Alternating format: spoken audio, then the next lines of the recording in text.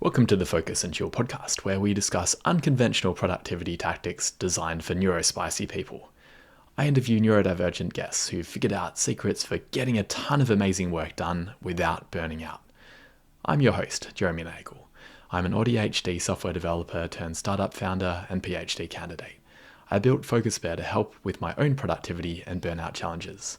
Welcome to episode number 115 of the Focus and Chill podcast. We're thrilled to be joined by Kyriakos Gold today. Kyriakos is a visionary social entrepreneur, advisor, and activist whose work is deeply informed by their lived experience as an autistic, queer Greek Australian. As founder and CEO of Just Gold, Australia's first accredited social enterprise management consultancy and creative agency, they lead systemic change through inclusive strategy and storytelling. Kyriakos has been recognised with numerous honours, including induction into Victoria's Multicultural Honour Roll and commendations from the New South Wales Parliament. Their leadership spans roles with SBS, the Victorian Government, and the Sydney Gay and Lesbian Mardi Gras, championing equity across neurodivergent, multicultural, and LGBTIQA+ communities. Welcome to the show, Kyriakos. Good to be here. Nice Friday morning for it. Yeah. Great to talk with you just before another round of Autistic Pride Day coming up quite soon. I met you through those events that you've organised for the last 2 years and really enjoyed being able to be part of it. So do you want to start off with your diagnosis as an autistic person? Yeah, look, I often say I'm almost 50 years old, but just over 5 years old autistic years, which is quite a distinction. And the autistic years go by really fast. They're like dog years, it's like 7 years. The older you get the diagnosis, the faster you get through it. I guess I've embraced my autistic identity more than anything else in life. And it's now the dominant lens that I look at the world through. And I often say that if I was born in another country, my nationality might have changed, but my neurodivergence would never change, would always be the same. I will always be autistic. And that lens is quite unique, that supersedes your cultural conditioning or your environmental conditioning, that it's quite an interesting understanding of oneself. I got my diagnosis randomly. Like a colleague said, "So you might be autistic." And I was at a point of life, like I was middle-aged, always trying to excel and be perfect and to connect, and always feeling a sense of disconnection. And at that point, it was like, well, I'm either autistic or crazy. And I was really stressed till I hit a yes. I've never wanted something so badly because it was the only thing that made sense at that point for me. Because I kept on trying. I kept on trying really hard.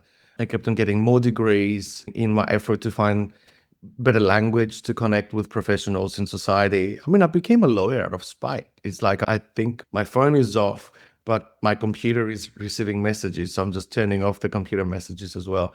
So I became a lawyer out of spite because I would be in conversations but I'm telling you the truth. Why can't you see this is logical? And people will dismiss me. If you're somebody with an accent, people dismiss you a lot easier, especially 20 years ago. And then I thought, I'll just become a lawyer. Next time this happens, I'll tell them I'm also a lawyer, so I know better. But it came to then work that there was like, how many degrees are you going to get? You can't just get a degree on everything. I used to be called lazy because I've got a fair bit of dyspraxia at times, and which I didn't know what it was. I thought, okay, maybe I'm lazy. And a lot of my partners were very much into the gym. So I thought, what do? I don't speak gym. I'll go and become a personal trainer. So I even did a personal training course. I was like, I have to learn that language. I have to learn another language. But all I needed was a diagnosis. And I'm not saying this is the pathway for everybody, but it was just the way I got to resolution, to catharsis. That gave me the framework and the language and the understanding. And it wasn't easy. Normally, somebody that thinks really fast, quite impatient. I want to get to the solution of the problem. And I unmasked really quickly, and it was quite traumatic, but I didn't know any other way. And life is busy and hard, and we don't have tons of money to have a $300 per hour counselor to talk to us twice a week and grounds us. So I did it the best way I could. And the unmasking was equally pleasurable because there's a pleasure in being yourself, but it was also very intense, and there were a lot of fights and a lot of broken relationships, and basically the rebuilding of a completely new ecosystem, and not only assigning new roles to people that were around me because I looked at them through a different lens, but also assigning new roles to myself. What kind of friend am I? What kind of professional am I? Who am I altogether as an autistic person? The labels and the judgments and the criticisms that I gave myself, because I'm of a Greek background and the Greek cultural conditioning is quite judgmental, like we judge ourselves a lot. So there's like that Greek mother in my head saying, you can do this better, you can do this better. It's like, if I'm not lazy, who am I? If I'm not smart there, what am I? Am I an idiot? If I'm not getting that social cue, what does that really mean? And there were some really powerful moments where I felt accepting my intelligence, because I do have a very fast processor. But then there were some really dark moments where I felt that missing social cues made me feel really, really dumb. And that was really difficult to come to terms with. And reframing that this is not, dumb, you're just having a different pathway and you haven't really missed it. You've just interpreted it in that way. And just getting to a point of kindness, which I don't think I had in my life before. Like, I wasn't kind to myself. And I wasn't kind to myself, not because I'm a bad person, but I went through life not knowing I'm autistic. So any difficulty, any challenge, any barrier, I thought it was normal. So I kept on pushing myself. So there was no kindness in forgiving yourself for not doing something, because I was like, everybody else is doing it. You have to do it. Hmm. So I was that really tough parent internally. And now I'm not. Now I allow myself space, and not always, I'm not perfect. Like, it might take me a day to just say, Kiri, just stop, be kind, forgive, don't go to work today. Like, it's probably a year now that I've started taking days off. I never took days off before, allowing myself to even just turn off my computer or not take a phone call. I was somebody that didn't want the red dot on the phone when it says unanswered email or message, like that can never be on. Everything needs to be answered, and straight away now I recognize those limits and barriers. And some of it comes with diagnosis, some of it comes with age as well. And when I say age, it's dual. It's the experience that you gain as you grow older, but also the older you get, the softer your walls become. You don't have that resistance. You kind of give up a little bit earlier than before. Imagine, an 18-year-old healthy person running and a 50-year-old person running. Like, you're not going to have the same stamina. And I think the same applies for our soul and psyche. And I'm generalizing now because there's some people that have a really strong mind. I just think that I've gone a lot more collaborative, and I'm a lot more bendable than I've ever been the older I get. I'd love to hear more about the unmasking process. You were saying it was a traumatic process. What did it look like? It looked a bit like that. So you just went in and said, "Hey, Falling everyone, with I'm a cliff. autistic." To describe for the people that are listening to the audio, is like, imagine falling off a cliff with your mouth wide open and your face pulling back. It's like, ah. It wasn't conscious. None of it was conscious. I felt liberated that I had a reason to be.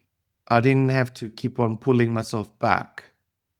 And although I'm sure there was a thinking process in the subconscious or at the back of my head, easily, like, I make decisions that are very complex, but I have to stop and reverse engineer what that decision was about. And like, so when it happened, I wasn't thinking of it. But now that I reflect back on it, it's like, okay, I consciously reframed the relationship.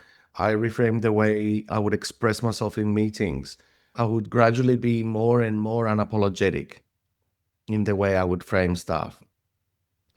But one thing that I remember clearly, which was really interesting, do you remember the scene in Matrix when they are in a big room where they get a lot of guns and it becomes like a library?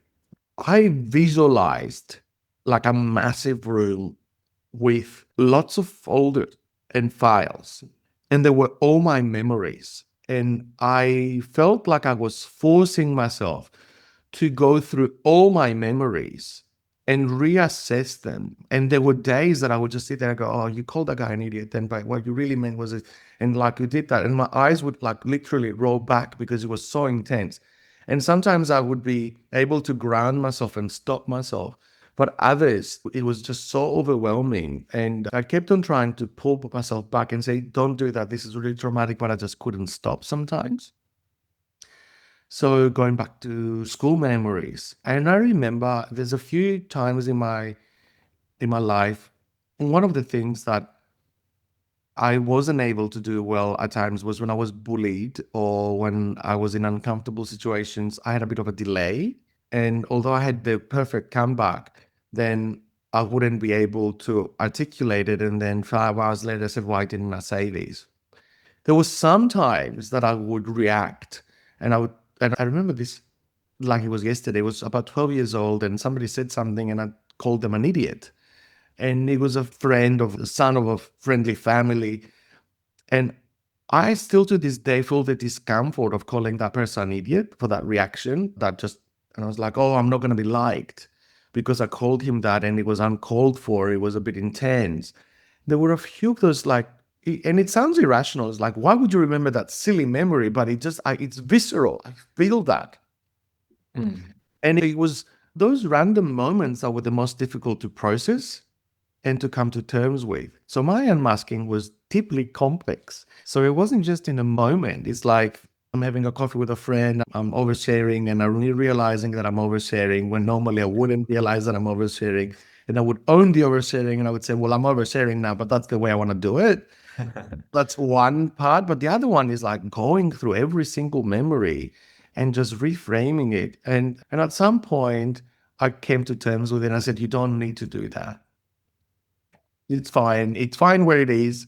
Let it go, unless it's really important because it's going to mean something to you in your personal development.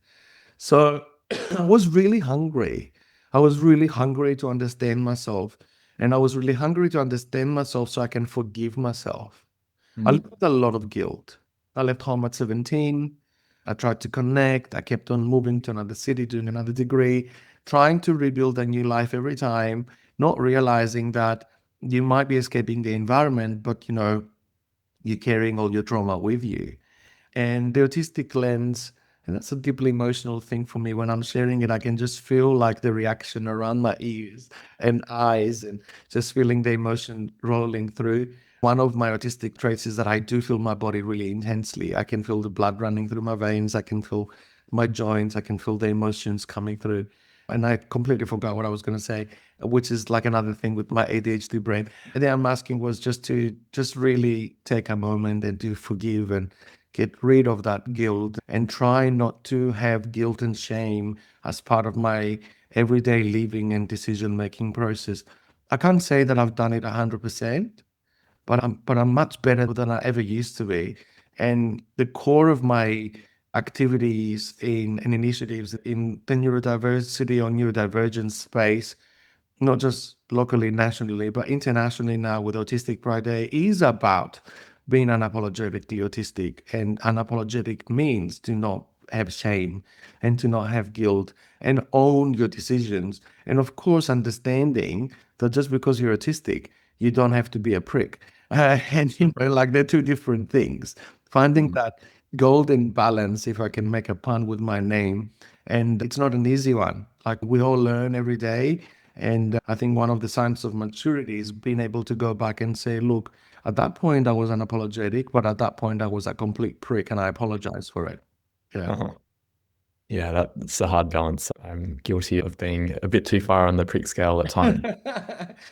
Yeah. It sounds cute. Yeah. Yeah, and thanks for sharing about the going back and looking at the memories. I realize that I went through that as well, and it's, I guess, a healing process, but a very overwhelming one as well. Yeah. Could you tell us about the experience with dyspraxia as well? So I grew up in Greece. My dad's family is a very macho family. We come from a part of North Turkey. Our grandparents were refugees, a tough lot. My dad grew up in regional Greece, and I'll explain what that means.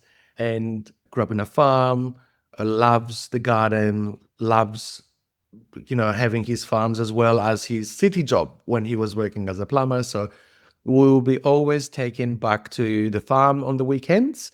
And like they did in the village, the kids would help around the jobs the chores that you might have, or even when it was time for fruit picking, we, the city folk in the village, will also be called to help with the farm. And I found that really, really difficult. And at that point, my mum thought I was allergic to the fluff on the pitches. And I know this looks like I'm painting a picture. It's like the long way. It will make sense at the end. But now I realize it was a sensory reaction to how the pitch felt. I'm not allergic to them. I love eating them. Nothing happens to me. I couldn't deal with the way the peaches felt. So I didn't want to go to the farm. I didn't want to go to the farm because everything felt different, and I was just felt really tired and like I couldn't move my arms. So people would call me lazy. They would say, "Oh, he's the lazy one," because I was a smart little kid and I was doing really well at school. They were kind of like labeling me, positioning me as in, that's the nerdy one. He doesn't have to come to the farm. And then my dad's brothers would tease me with all those little names. And I thought I'm just lazy. Waking up in the morning was particularly difficult. In the city that I grew up, it was like, it's kind of as Melbourne climate. It's a bit moist and damp. And in the morning, I felt quite weak. And sometimes my brain would be alert, but my body, I would feel paralyzed. Not often, but it was a very full on experience. Would that happen? I had no idea what that meant. I didn't even process it. I just was a person and I accepted everyone's interpretation to it. As I got a bit older, I felt I was very active. I would go to clubs, I would work a lot, but it was hard to start the process, start to get up in the morning, hard to go to the gym. When I would be in the activity, it was okay, but just getting to it, I would be like that. I was diagnosed 25 years ago with depression. It was, I think, not a complete misdiagnosis because depression was definitely there, but it wasn't the core of the problem. So I thought, okay, I'm depressed. So I just went with everyone's labels. Lay people, family, and professionals, whatever people said, okay, I may be lazy. Okay, maybe I'm depressed. Maybe I'm this, maybe I'm that. It was only when I got my diagnosis and by hearing from another mom about her child, about dyspraxia, that I thought, oh, wait a minute. I know I'm not lazy because I'm one of the most hardworking people that I've known and worked with. Like I just work like hours, endless hours. There's no laziness in the thought process. Is my body lazy? I'm like, lazy is such a negative term, right? So when I started accepting what dyspraxia means, and to this day, I don't really know medically what it is. I know that sometimes I just can't move, and sometimes when I walk, it feels like I've got the high gear on a bike, and I feel my joints really intensely. And people don't understand that. People are like, why don't you go for a run? Like, not unless there's ice cream at the end of it. So going to the gym is like this, like a lock, like a mental lock that becomes really physical. And it's like everything stops.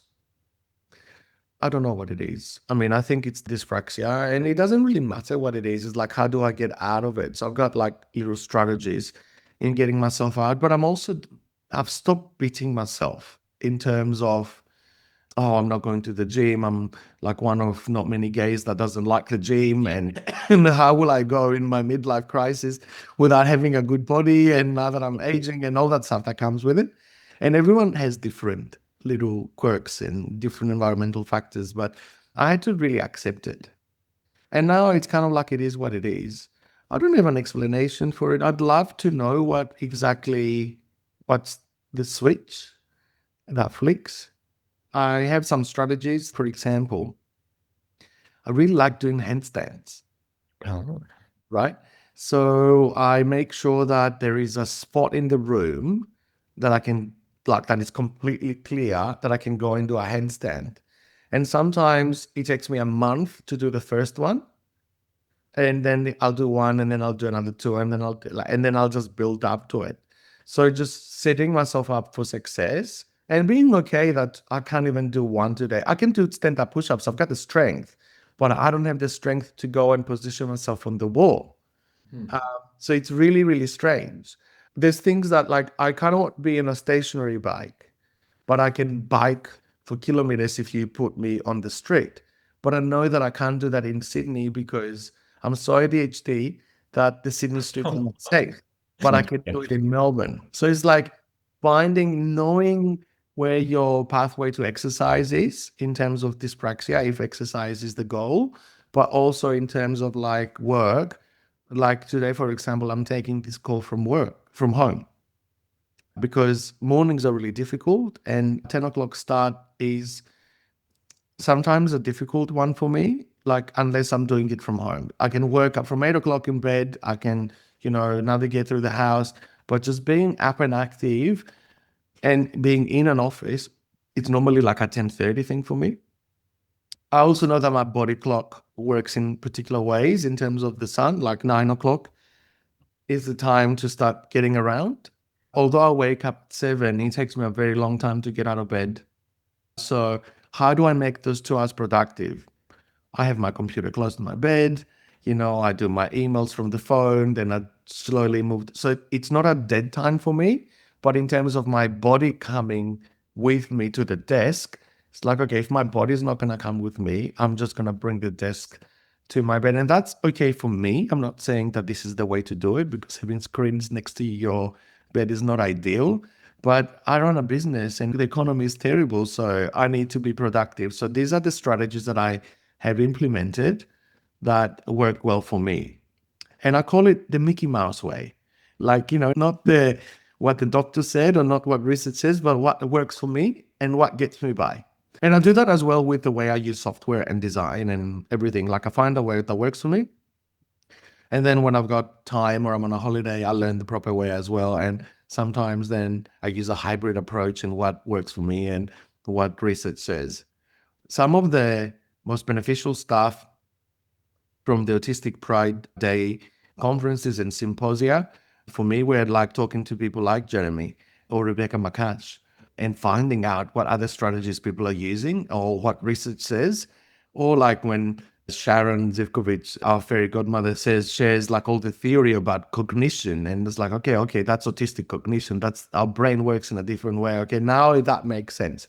So having that lived experience and finding solutions for yourself, and then finding out what research says and whether that applies to you is basically what I've used to combat my barriers and in particular dyspraxia.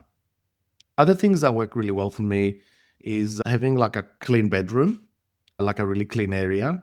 And I'm the type of person that will mess my bedroom really intensely within the first 48 hours. And then I won't be able to do anything unless everything goes back to order. And when there's order in the bedroom, I can actually get up a little bit easier. I don't know what that means. Sometimes having a really nice smell. I've been working really well. I've been practicing with smells the last few years, having like a room deodorizer that is really good quality, some nice oils that just like every little bit kind of helps, like add to the senses, put some art on the wall like this, like I've made this with AI and use the colors that I want, the Oh, shapes. you made it. I made it on Midjourney. I spent a day of prompting and I made a series of paintings that were inspired by look, I'll show you what it looks like. They were inspired by some Greek artists and ancient gods. And I've made another trilogy as well, a 3-piece installation that talks about finding oneself. And this is about, opening your soul to your darkness and light and finding yourself. So the whole thing, and I've just put them around the house to tell a story. And that means something for me now. These are fairly new, they're about a year old here. And I know at some point this story is going to be passed and then I'm going to need new ones. So having all these things around the house that inspire you in a way, just making your space yours in more than one way. It's not just visually, like, what am I smelling? Am I smelling my space? Is there making sure clean air comes in every day? Is it clean enough? Is the dust gone? All that stuff. Is the light enough? and they kind of help a little bit with my dyspraxia. And I remember there was a friend in my life that used to do some pressure points on my back that they used to do for their child that would reset the body. Now, I don't have that person in my life anymore, and I don't have somebody to do it, but I do try to go regularly to a chiro that does NET, which is like a type of treatment that looks at muscle memory and emotions. And I go and I regulate there. So then I go every like quarter for a few sessions, and then my body's back to normal, and then I stuff it up, and then I go back. So like lots of different remedies depending on the time of the year and depending on how much spare cash I have as well. It's not cheap to go to the chiropractor. It's $100 a pop. So I recognize that it might not be easily accessed by everyone, and that we have, great privilege that we can access all those treatment plans and having nice art, because I did it on AI, but it was $400 to print. Do you know what I mean? And put it on a nice frame. So what do you do if you don't have that? What's the other remedy? Maybe go to an op shop, finding something a lot cheaper, having some friends helping, and, just finding your own Mickey Mouse way of making your space accessible. Sorry, I went on a tangent. That's okay. I'd like to talk to you a bit more about, you're mentioning taking your work emails and stuff like that from your bed, and like how that's not necessarily good practice, but can we talk a little bit more about the work that you're doing at the moment? And we mentioned your consultancy in the bio. Yeah, Can you tell us a bit absolutely. more about that? So I run a social enterprise, Just Gold. It's Australia's first management consultancy and creative agency that is an accredited social enterprise. We've been around for 6 years. And, I'm at the top of the ladder in the leadership. It's a very small team. And we work with some very senior consultants. But in terms of the internal team, I'm that person that brings the teams together. So I don't have often the flexibility of taking time off or not looking at my emails first thing in the morning, which is why I have some workarounds in ensuring that I'm productive even when my body fails. The company provides traditional strategic communications, e-learning, consulting, social impact, ESG services, as well as produces creative assets for all of that, or just creative assets for somebody's strategy. And they extend from graphic design to web design to instructional design. We also obviously do events like the Autistic Pride Day symposium. The point of difference for the company is that we do employ people that come from a barrier to employment, and that includes autistic people and neurodivergent people, highly skilled people that with experience that might need work or flexible working environments. There are other social enterprises that look at upskilling. We're not there. We are working with people that already have significant, forgive me, experience in their field. By creating teams that grounded in lived experience, we are able to provide consulting from a different point of view. So that's where we are very helpful to our clients, not only in delivering different solutions, but by engaging with us commercially, that also expanding the ethical footprint. Now, autistic cognition is a really important thing for our social enterprise. We are an autistic-owned led business, and we recognize that most of autistic people think from bottom to top, like we build around the data that we have, rather than that top-to-bottom approach, which is the traditional commercial approach.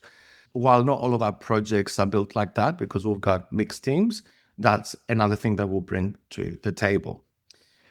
So we work commercially to deliver the services, and from our profits, which is the social enterprise model, we offer the same services either pro bono or low bono, to use an Australian term, like discounted services, accessible services to value-aligned businesses and not-for-profits. And that depends on the level of profitability or capacity that we might have. The more that we work commercially, the more we can offer for community. And also, in terms of our direct impact, we invest and empower our own campaigns when we think there is a gap in the national dialogue. And that's where our autistic initiatives came. Like we were thinking just at the end of COVID, Everybody knows that Autistic Pride Day, or not everybody, a lot of autistic people know that Autistic Pride Day is on June 18th. There's no infrastructure though. There was no website, there was no campaign, there was no social media. I mean, autistic people don't actually have a flag. There's so many flags in the LGBTQ community and in other marginalized communities, but we haven't really agreed on a flag. And I thought, I'll create a logo that I feel comfortable with. I'll create a digital toolkit every day, every year, and a theme, and I'll just give it for free. And anyone who wants to can use it. And there's over 500 people and organizations that are using our campaign now. And I can proudly say that there are some big councils around the world, especially in the UK, that are proudly participating. There are federal government departments that are about to participate this year. Their campaign is taking off and is very well received. And this year's theme is being unapologetically autistic. So we do have that neuroaffirming language that comes with it. And we're trying to share with the world our point of view in terms of what acceptance looks like, what belonging looks like, what safety looks like, the power of language, and, the power of visibility, because autism is, at most parts invisible. I mean, what does autistic really look like? It's like you can't really define it. Neurotypical people think that if I seem like this, which sometimes I do in private, that I look more autistic. But to me, autism is everything. It's my whole being.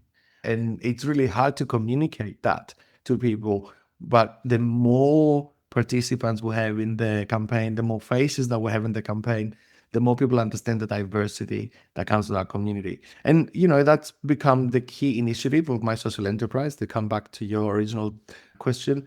And the more we expand our commercial practice, the more we'll expand the initiative by having more conferences around Australia.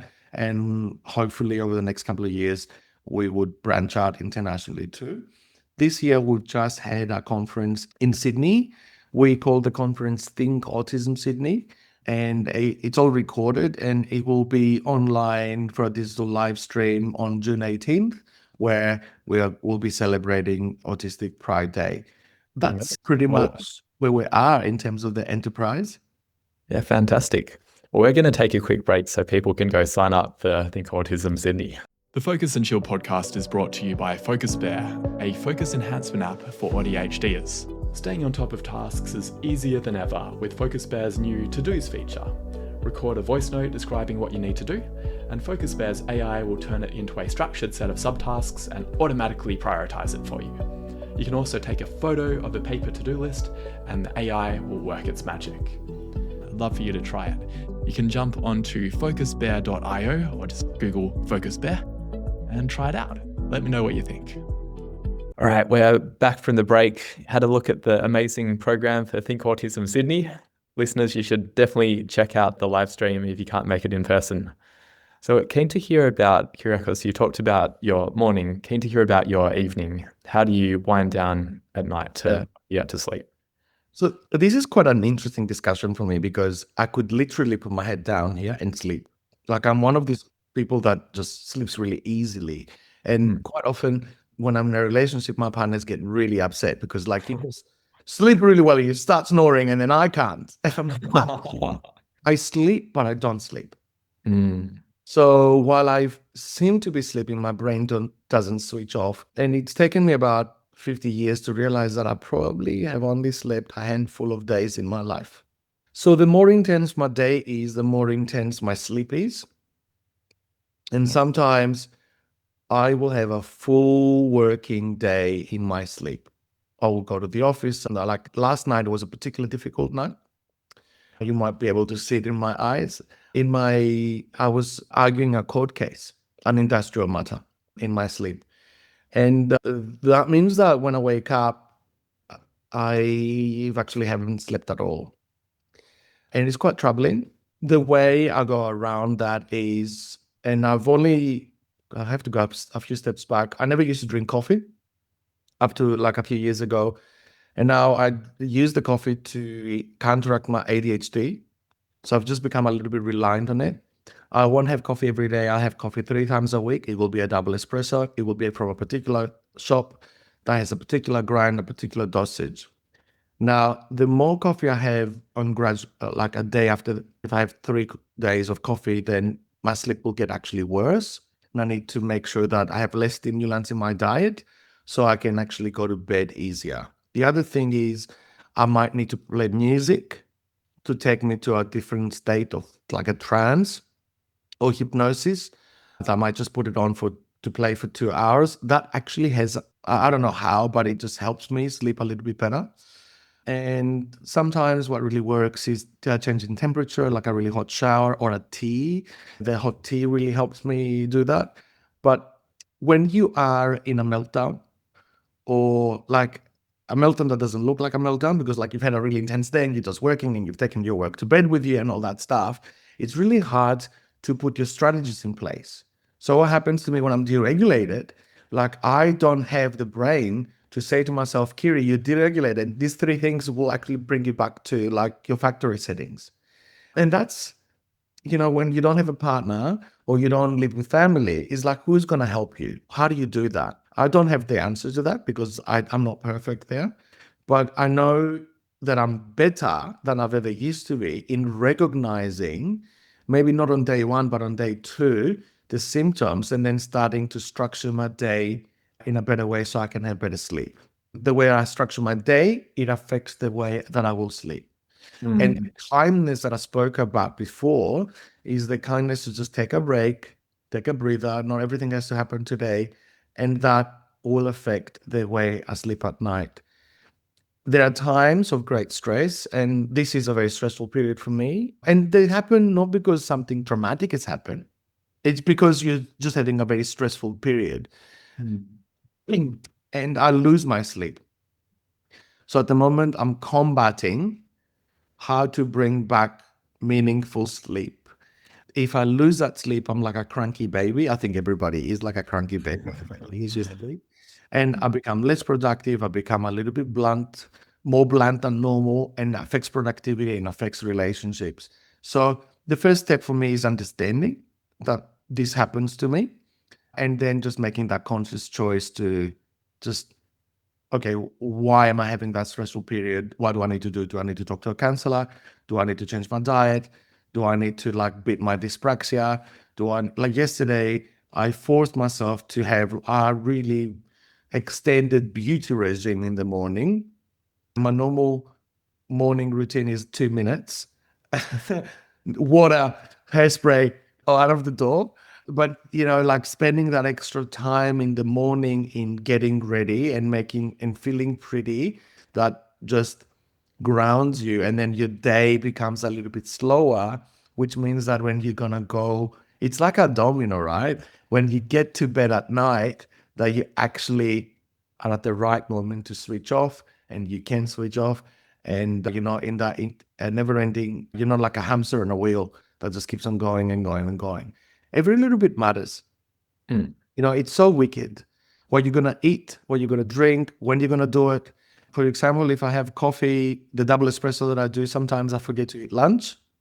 So making sure that I have a piece of fruit next to my computer or a croissant or something, that I do have that. So I don't get in hyper focus for more than the 8 hours that I want to be, and understanding all that. So by the time you get to bed, you can switch off. You're tired enough to switch off and not tired enough to continue being in hyper focus till 3 or 4 a.m. Because that used to happen. I used to work intensely at nights, and it was very productive because the phone doesn't ring, the email doesn't beep, and you can actually do your work. And that, is very attractive. It's like I can be productive. Productive means that I'm valuable. I'm valuable, therefore I'm contributing to society. So my autism doesn't make me faulty because all that guilt and shame that comes with it, right? So recognizing how your mind works and how you perceive yourself and how that affects your daily schedule and how that affects your sleep. I was sad about a year ago to recognize that I probably haven't slept well as a baby.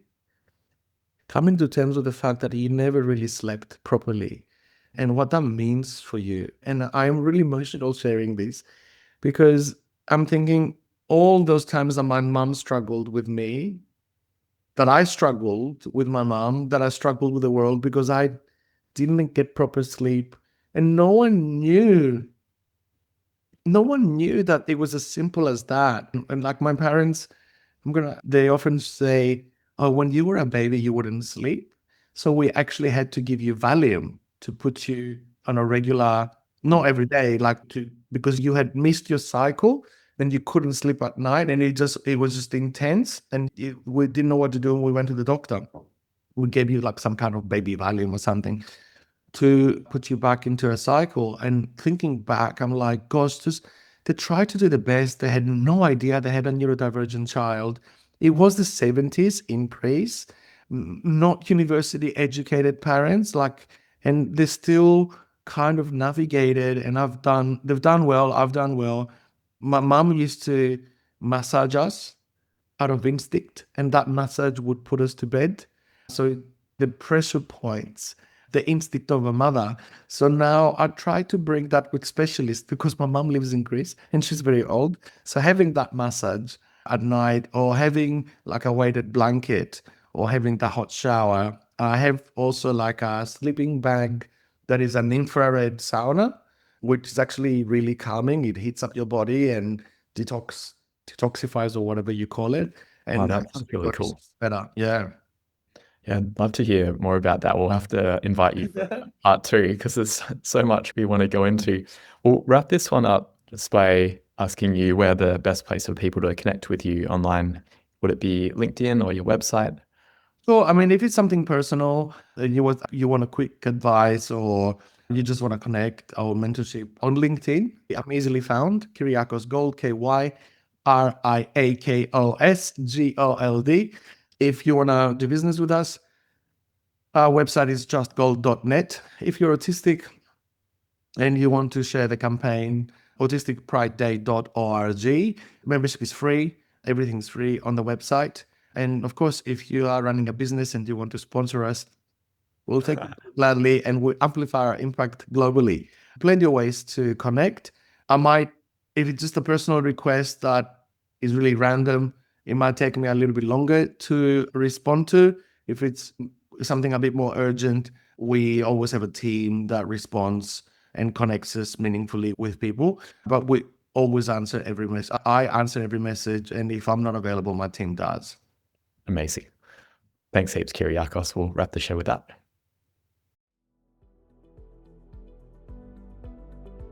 Thanks for tuning in to this episode of the Focus and Chill podcast. To listen to other episodes, jump onto podcast.focusbear.io. If you'd like to be a guest on the show, or you know someone who'd be a good fit, email us at team@focusbear.io. Otherwise, stay focused, stay chilled, and peace out.